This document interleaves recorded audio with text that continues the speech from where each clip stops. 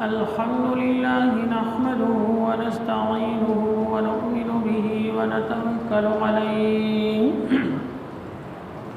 ونعوذ بالله من شرور أنفسنا ومن سيئات أعمالنا من يهده الله فلا مضل له ومن يضلله فلا هادي له ونشهد أن لا إله إلا الله وحده لا شريك له ونشهد أن محمدا عبده ورسوله أرسله بالحق بشيرا ونذيرا بين يدي الساعة من يطع الله ورسوله فقد رشد واهتدى ومن يهدهما فإنه لا يضل إلا نفسه ولا يضر الله شيئا أعوذ بالله من الشيطان الرجيم بسم الله الرحمن الرحيم والفجر وليال عشر والشفع والوتر والليل إذا يسر هل في ذلك قسم لذي حجر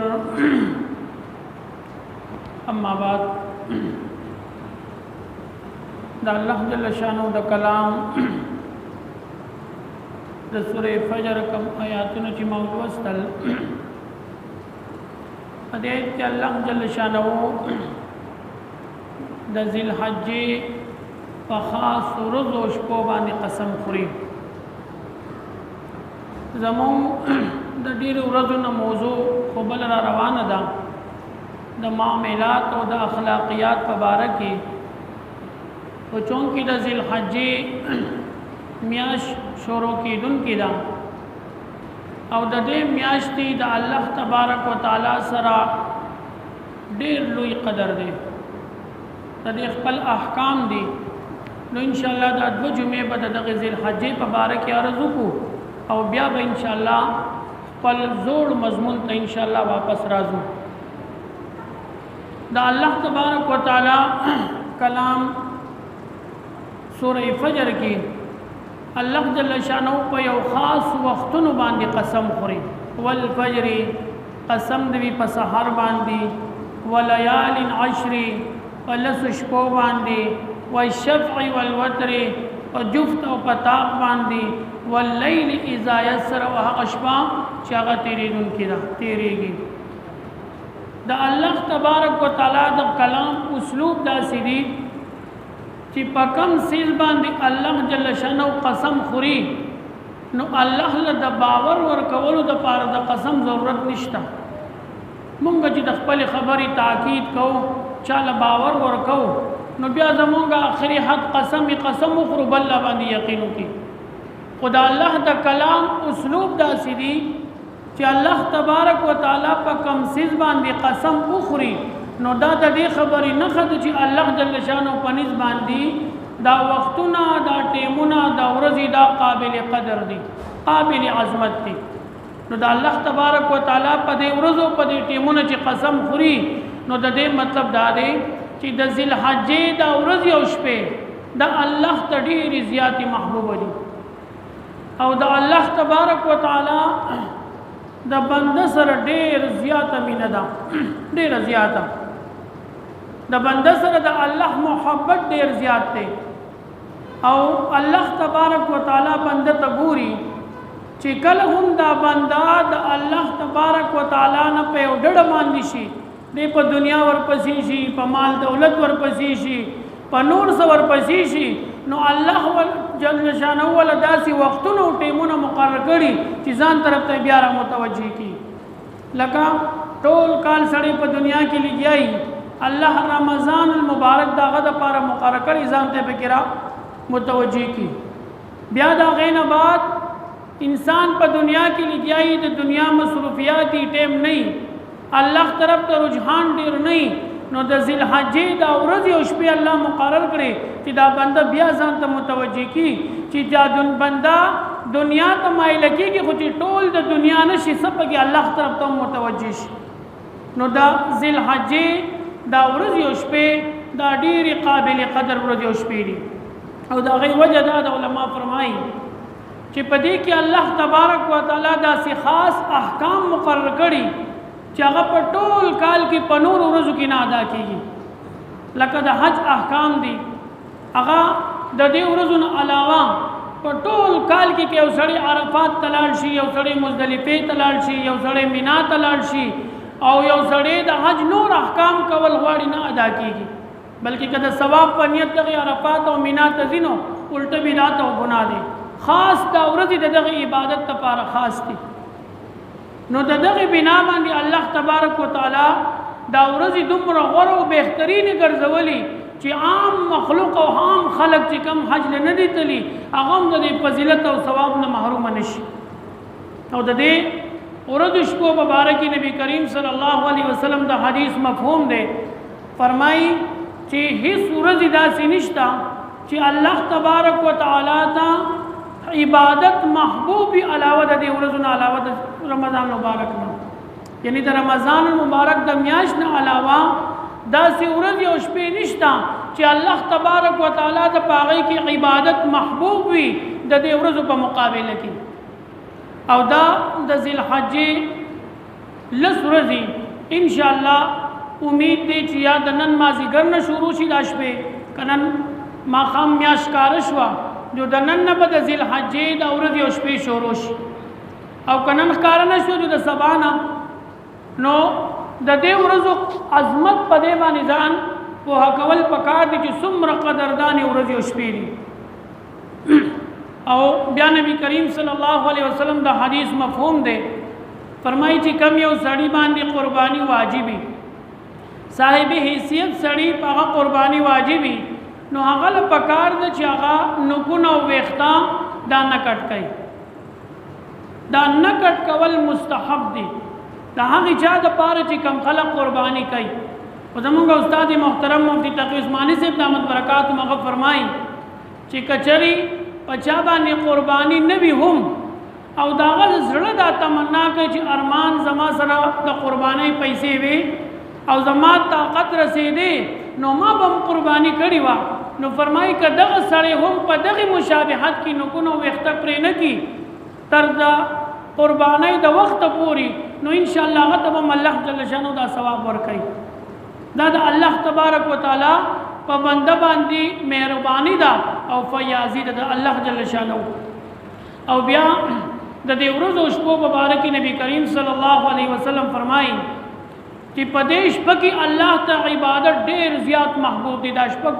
دا لس شپې او دا 9 ورځې دومره محبوب دی چې نبی علیہ الصلوۃ والسلام فرمایي چې د ذی الحجې یوه ورځ سړی پکې روژه ونیسي. دا 9 ورځې د ذی الحجې انشاءالله امید دی د سبا نه شروع شي،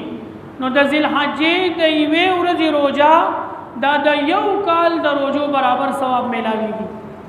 چې یو سړی یو روژه ونیسي په ذی الحجې په دې 9 ورځو کې نو دا یو کال د روژو ثواب الله تبارک وتعالی دته ورکوي. او بیا د ذی الحجې دا لس شپې چې دي نو هر شپه د لیلة القدر د عبادت برابر ده. په دې شپه کې چې څوک د الله عبادت وکړي دومره ثواب دی لکه په لیلة القدر کې چې د عبادت کړی د الله جل شانه. او بیا هم علما فرمایي چې ډېر خلک داسې دي نارینه زنانه چې په هغوی باندې اکثر د روژو قضایي د رمضان مبارک روژې پې قضایي نارینه دي یا څه عذر د وجې نه روژه پاتې شوي یا زنانه دي د څه عذر د وجې نه د هغوی روژې پاتې شوي چې په دې ورځو کې دوی قضا کوي نو انشاءالله دواړه ثواب به دوی ته میلاوي کړي، دواړه نیتونه وکړي، هم به هغه قضا وشي او هم به دوی ته د یو کال د روژو برابر ثواب میلاو شي. او بیا زموږ استاد محترم فرمایي چې کچري یو سړی یوازې دا نه چې په دې ورځو شپو کې د ورځې روژه افضل ده او د شپې عبادت افضل دی او پر نور څه عمل افضل نه دی، نه هر یو عمل چې په دې ورځو کې کېږي یو سړی 15 وخته د جمع سره د تکبیر الله اهتمام کوي، 15 ټیمه مونځ کوي د ورځې په دې ورځو شپو کې، نو په دې ورځو کې او شپو کې چې 15 ټیمه دی د فرایض اهتمام کوي نو د ټول کال د رمضان مبارک نه علاوه د ټول کال د فرایض نه د دې ورځې هغه منځونه افضل دي او بهتر دي. او بیا یو سړی په دې کې ذکر کوي د الله سبحان الله الحمدلله لا اله الا الله والله اکبر د ذکر اهتمام کوي، د قران کریم د تلاوت اهتمام کوي، د صدقات او د خیراتونو اهتمام کوي. څومره نیک عمل چې کوي نو دا ټول نیک عمل په دې ورځ او شپه کې الله ته محبوب دي. او بیا نبی کریم صلی الله علیه وسلم دی حدیث مفهوم دی په دې ورځ او شپه کې چونکی د عرفه د ورځې نه تکبیرات شروع کیږي الله اکبر الله اکبر لا اله الا الله والله اکبر الله اکبر ولله الحمد. دا خو ان شاء الله د عرفه د سحر نه شروع کیږي د 14 ذی الحجې د مازیګر پورې. خو حضرت عبد الله ابن عمر رضی الله تعالی عنہ په باره کې راځي چې هغه په د یکم رمضان د یکم ذی الحجې نه د دې اهتمام کو او بازار ته وته بازار ته حضرت عبد الله ابن عمر رضی الله تعالی عنہ په بازار ته وته او دا تکبیرات به وی الله اکبر لا اله الا الله والله اکبر الله اکبر ولله الحمد. ټول بازار والا په چغه باندې دا غسر د تکبیرات په ټول بازار والا د یکم ذی الحجې نه یعنی اصل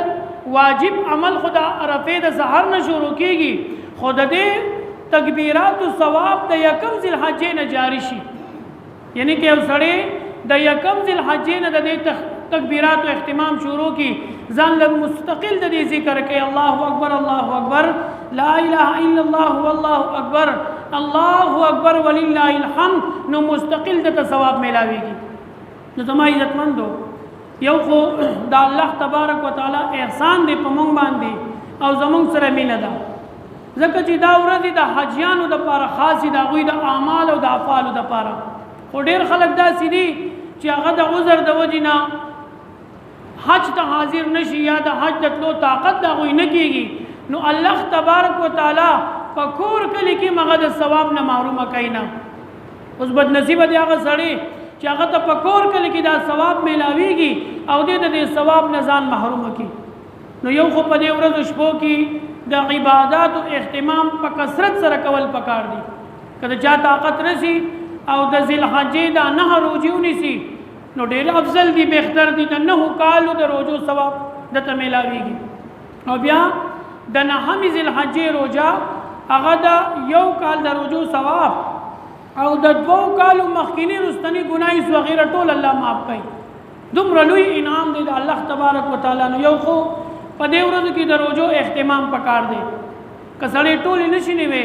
نو یو روزه دیونی سي 2 دیونی سي 3 دیونی سي او کسړې د روزو اهتمام نشي کولای نو د نیک عمل اهتمام خو کولی شي کنه. څنګه چې په رمضان مبارکي په اهتمام سره د فرایض اهتمام کوي د قشان دی په دې ورځو کې د فرایض اهتمام شروع کی د نوافل اهتمام کوي په دې ورځو کې نوافل کوي د قران تلاوت په دې ورځو کې کوي. کنه زویم چې یو سړی خو دې په دې ټول ورځو کې تسبیح اړو د لاس نه لري کوي. دا تسبیح دا چې د سړی سره په لاس کې سړی ته ذکر یادي چې اړو دا تسبیح د لاس نه لري کوي نه. ډېر خلک وایي یاره تسبیح په لاس کې ګرځوم خلک وایي چې ځان سره خاینو تو په ځړه کې د امره ولا خلک دی وایي کنه خلک یې ځان خې تسبیح وسره دي نو خلک دی وایي خلک پتن در ملګ او خپل نیت صفا ساته او د الله ذکر پکوا سبحان الله الحمدلله لا اله الا الله والله اکبر. د دې اهتمام په دې له ورځو شپو کې پکار دی او په دې ورځو کې د الله تبارک وتعالى پلار کی صدقه او خیرات کول دا ډېر لوی ثواب دی. ټول کال دومره ثواب او فضیلت نه ملاويږي لکه په دې له ورځو شپو کې چې ملاويږي. نو د دې ورځو شپو اهتمام کول پکار یو خدا چې د ورځې د روزې اهتمام او که روزه نه نو د ذکر اذکار او د عبادت او اهتمام او که سړی وي چې ډېر ذکر اذکار او ډېر نوافل او تلاوت نشم کولای نو کم از کم د ګناهونو نه ځان بچ کی دام عبادت ته. یو سړی په عام حالت کې ګناهونه تکیږي غانا بجانا اوري بد نظری کوي یو سبل سا نو په دې ورځو کې دغه ګناه نه ځان بچ کی دام ډېر لوی عبادت ته. او د شپې په باره کې علما فرمایي چې هر شپه د ليله القدر د عبادت برابر ده. لکه پدیش پکی چې سړی سلور رکعات نفل وکي نو دومره ثواب ملاویږي لکه په لیلۃ القدر کې چې سلور رکعات نفل کړي. لیلۃ القدر چې د زرو میاشتو نه افضل شپه ده او مونږ دغه لیلۃ القدر ته یو کال انتظار کوو، یو کال. او بیا په رمضان مبارک کې په ناتاکو شپو کې بیا شپې رونو او بیا داغه اهتمام کو او بیا هم زړه زمونږ تسلی نه کوي چې پته نه لګي نصیب شوي به یو که نه به نصیب شوي. نو دا الله تبارک وتعالی دا 10 شپې دا لیلۃ القدر ګرځولي. نو یو د شپو اهتمام کول پکاري. بهتره دا ده چې یو سړی کم از کم دا 10 شپې د تهجد اهتمام وکړي. په آخر ټیم کې را پاسي یو سلور رکعاته، شپږ رکعاته، 10 رکعاته چې څومره دته اساني نو دې دې پاغه کې د تهجد اهتمام وکړي. زه اکثر خپل شاګردانو ته وایم چې سړی د شپې تهجد ته نشي را پاسې دی، یره څوک به پاسي د شپې خوب خرابای او د سیاردام بکې او بیا به نفل کوي. نو زه هغوی ته وایم په دغه ټیم کې ځان ته ټیم پیس کېدی در پاسېدو دپاره جو ټنګ ټنګ به وکړي تاسو به راپاسئ. جو که تهجد ته نشئ پاسېدی نو په ملاسته ملاسته باندې لږ ذکر وکړئ سبحان الله، سبحان سترګې باندې پټي په ملاسته ملاسته لږ ذکر وکړئ سبحان الله، الحمدلله، لا اله الا الله والله اکبر. که دغه نشئ کولی یو 2-3 پرې استغفار ووایئ بیا ودشئ، خیر دی. دغه هم د تهجد په فضیلت او په ثواب کې راځي. ځکه ذکر هم عبادت دی. که نه که سړی مانځه ته پانسي نو په دغه ټیم کې د یو منټ به راپاسي او لږ دې ذکر وکړي، استغفار دې وکړي، سبحان الله، الحمدلله، د الله ذکر دې وکړي، بیا دې ودشي. دغه هم ډېر لوی فضیلت او ثواب دی. او که دا هم نشي کولی زمونږ استاد محترم مفتی تقی عثماني صاحب دامت برکات هم فرمایي یو روایت کې راځي چې یو سړی د ماسخوتن فرض مونځ وکړي او د فرض مونځ نه بعد 2 رکعاته سنت وکړي او د سنتو او د وترو په منځ کې سنت یې وکړه، د وترو نه مخکې 4 رکعاته یا 2 رکعاته یا 6 رکعاته یا 10 رکعاته دا د قیام اللیل په نیت باندې وکړي. د قیام اللیل په نیت باندې یعنی ماسخوتن فرض یې وکړه، د فرض نه بعد 2 رکعاته سنت یې وکړه، د وترو نه مخکې 2 رکعاته، 4 رکعاته یا 6 رکعاته، 8 رکعاته، لس څومره د زړه غواړي په مینه باندې کولی شي د قیام اللیل په نیت باندې. نو دته د تهجد ثواب میلاویږي. د تهجد نو اس کې سړی پاسېدی هم نشي، تهجد ته هم نشي پاسېدی او د ذکر دپاره 2 منټه هم نشي پاسېدی. نو کم از کم د دې عمل اهتمام هو کولی شي که نه. د شپې د وترو نه بعد، د وترو نه مخکې او د سنتو نه بعد د 4 رکعاتو یا د 2 رکعاتو دا اهتمام د ځان له ټول کالو ساتي. یوازې د دې شپو سره خاص نه دی، ټول کال دا اهتمام وکړي او د قیام اللیل په نیت باندې دته به د تهجد ثواب میلاویږي. نو زما عزتمندو دا د چور او د لوټ میاشت د لوټ مار د هغې ورځې او شپې دي. خوش نصیبه دی هغه سړی چې هغه د دې ورځو نه فایده واخلي او د دې شپو نه فایده واخلي. یو خو د دې اهتمام کول پکار دی، د ورځې د روزو اهتمام، د عباداتو د فرایضو د جمع سره د مانځه اهتمام، د ذکر اذکار اهتمام، د قرآن کریم د تلاوت اهتمام. او که دغه نه نو ما عرض وکړو چې کم از کم د ګناه نه دې ځان بچ کړي، دا اهتمام هم ډېر لوی ثواب دی، لویه نیکي ده. د ګناه نه ځان بچ کول لویه نیکي ده. او د شپې د کم از کم که هیڅ نشي کولی نو صرف یو 2 رکعاته 4 رکعاته دي د شپې د تهجد اهتمام کوي. او که نشي چې د قیام اللیل په نیت باندې د وترو نه مخکې او د سنت نه بعد د دې اهتمام وکړي. نو یو خو زما عزتمندو د دې ورځو شپو فضیلت د دې نه مونږ محروم نه شو، د دې اهتمام پکار دی. او انشاءالله امید دی چې نن شپه میاشت کاره شي نو ما عرض وکړو چې کم کسان د قربانۍ اهتمام کوي، په هغوی باندې قرباني واجبي، نو هغه به نوکونه او ویښته دا به نه کټ کوي. او دا عرض کوم چې دا فرض واجب نه دي، که چا کټ کو جو لویه ګناه به وشي، نه، که چا کټ کو د ثواب نه به محروم شي، مستحب عمل دی. نو یو د دې اهتمام پکار دی او بل د دې ورځو شپو نه فایده حاصلېدل پکار دی چې دومره فایده زړې د دې نه والي یو کال بعد به دا ورځ یو شپې راځي.